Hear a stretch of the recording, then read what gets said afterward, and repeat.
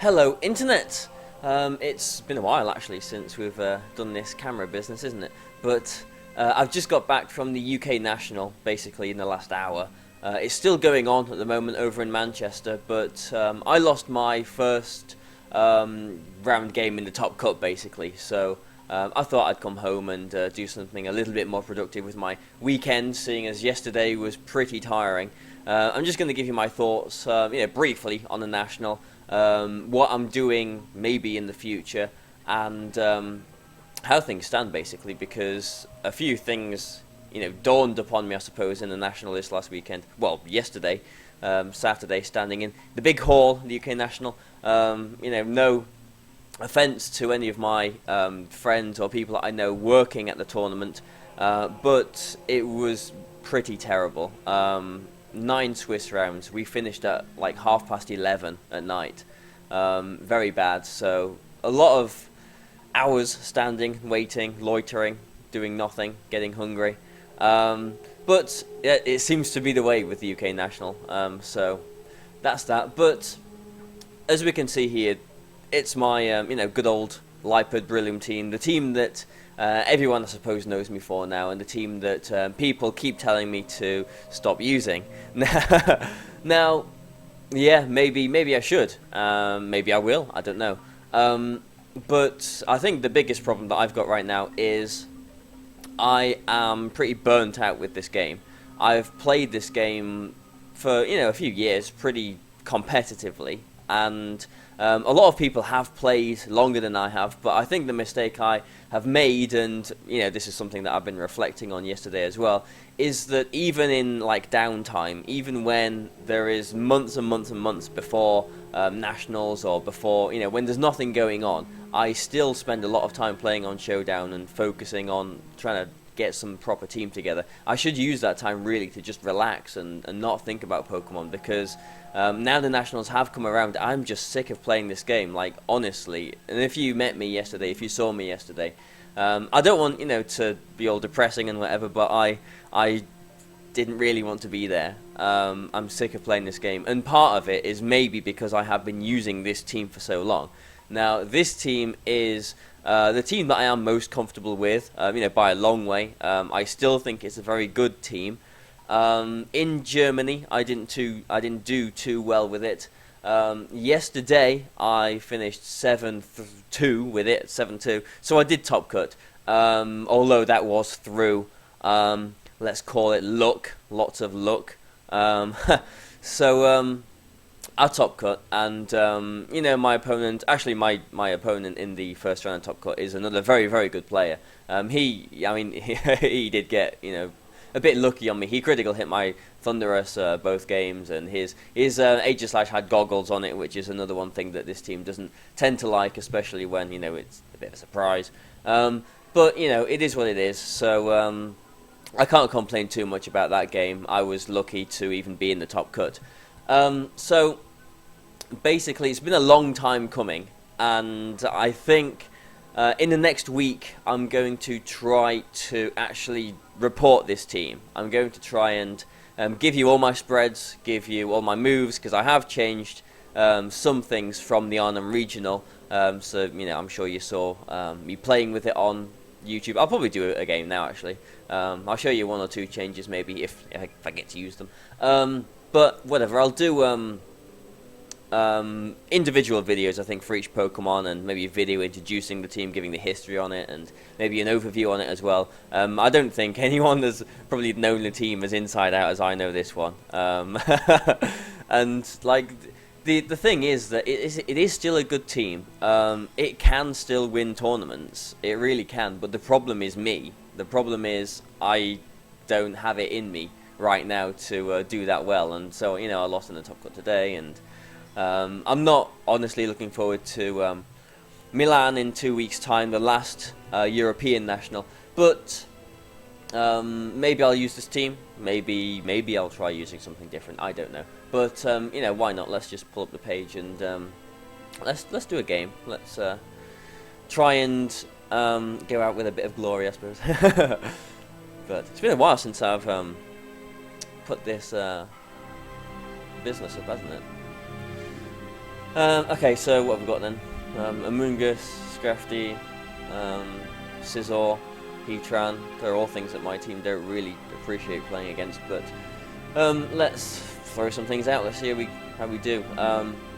In the 13 version of this team, I did have Hidden Power Fire on Cresselia, but one of the weaknesses I think is Scizor and Ferrothorn and things like that. That really that fire coverage was for. I did have Hidden Power Flying on Thunderous as well, specifically for things like Scrafty and Heracross, which were a bit more popular, I suppose, 2 years ago. I did actually lose to a Heracross first round yesterday, but whatever. How shall we do this then? What's my opponent going to do then? He hasn't got any kind of Trick Room mode. He's got potential Tailwind or Icy Wind with Suicune, but that's his only kind of form of speed control. So I think I'm quite happy to put Thunderous out, and I think I'm quite happy to pair Thunderous with Brillium. Why not? Just because it's a Brillium. Let's put Cresselia out. I think Cresselia is quite nice here, and something else for the Scizor, I think, which I think is probably going to be my Scizor. Mega Scizor beats normal Scizor, so Scrafty Salamence, yep. One of the problems as well with my Thunderous is it doesn't have Protect, which it would be nice to have for in situations like this where I could either double Protect or predict the Fake Out onto Thunderous. But instead, I'm not going to Protect with either. I'm just going to Spore the Salamence, and I want to get some damage on this Scrafty. So he might, I was going to say he might just protect the. Alright, fair enough. He might just protect the Salamence as it Mega Evolves anyway, but no, he doesn't do that. Scrafty could have Assault Vest, it could have Lumberry, so I might be reluctant to Spore it, but it's just a little game on Showdown, so I'm just going to do it. And oh, it doesn't have it. Okay, so and I shut the Amoongus down like that. Mental Herb Amoongus, as you can imagine, is something else that is a big problem for this team. So I'm even giving you a little bit of a rundown of my team's weaknesses right now. But Brillium's at -2, so it's not really doing too much. He will probably switch the Amoongus out for something else, or try and break Brillium's Sash. So I'm going to I'm going to bring him back. Bring a Brillium back. That's a combination of words, isn't it? And I kind of do want to get a chunk on to Scrafty, but yeah, I'll bring Scizor in actually.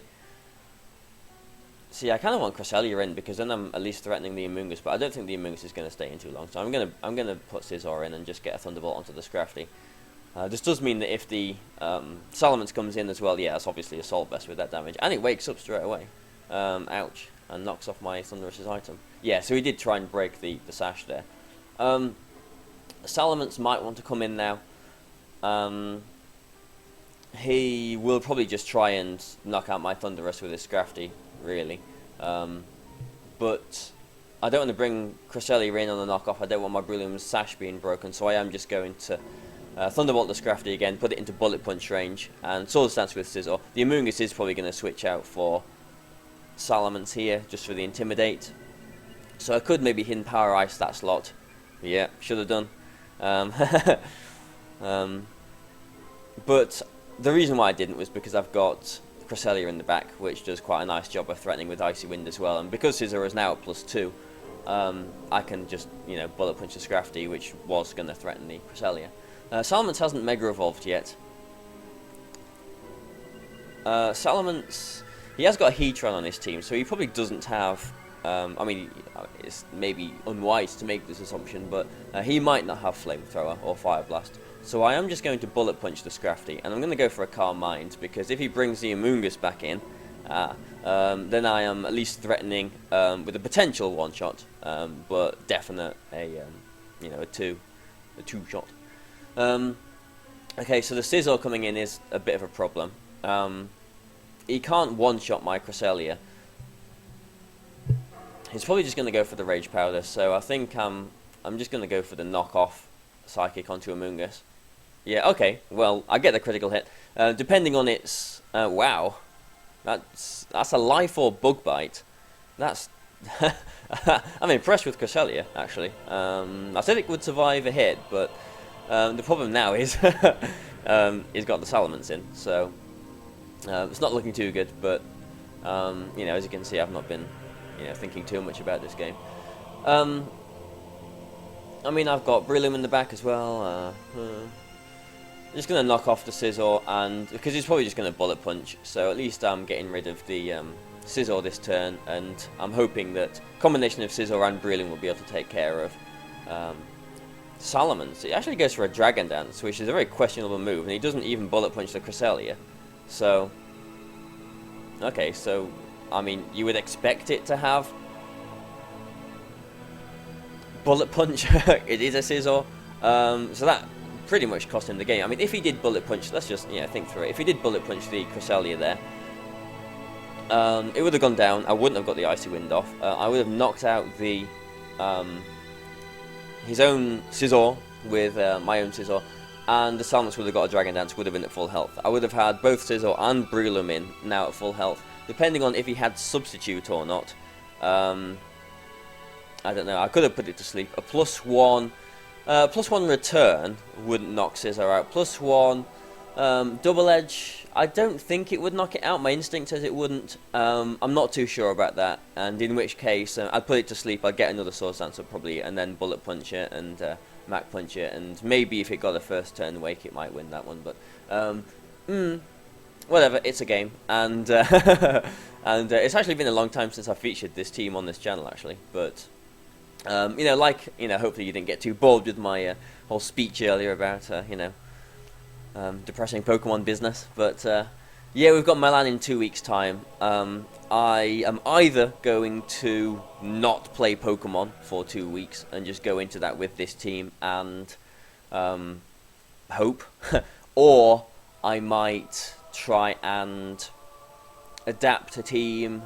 I don't know. There was one person, I won't say who it was, in Swiss, who one of my friends, who used a team quite similar to one of my teams, and I quite liked it. So I might try and test out with that a little bit. Maybe put my own spin on it as well. I don't know, but we'll see how it goes. The European circuit isn't over yet. I did get 100 championship points from today, so I should go up to 416 now. We think that the cap is, our guess is just over 600 for the top 16 finish. That means I need a top 16 finish for 200 points in Milan. So I'm perfectly capable of doing it in my right mind with a right team. Will both of those things come with me to Milan? I'm not sure. But like I said, I'm going to try and actually publish this team. It's been a long time. Like, sorry I've made you wait so long, but I have been using it in the national. You all know it anyway, don't you? So, so thanks for watching this, guys, and hopefully, I'll get this report on, all these videos with the spreads and everything in the next week. So, thanks for watching, guys, and goodbye for now. Thank you.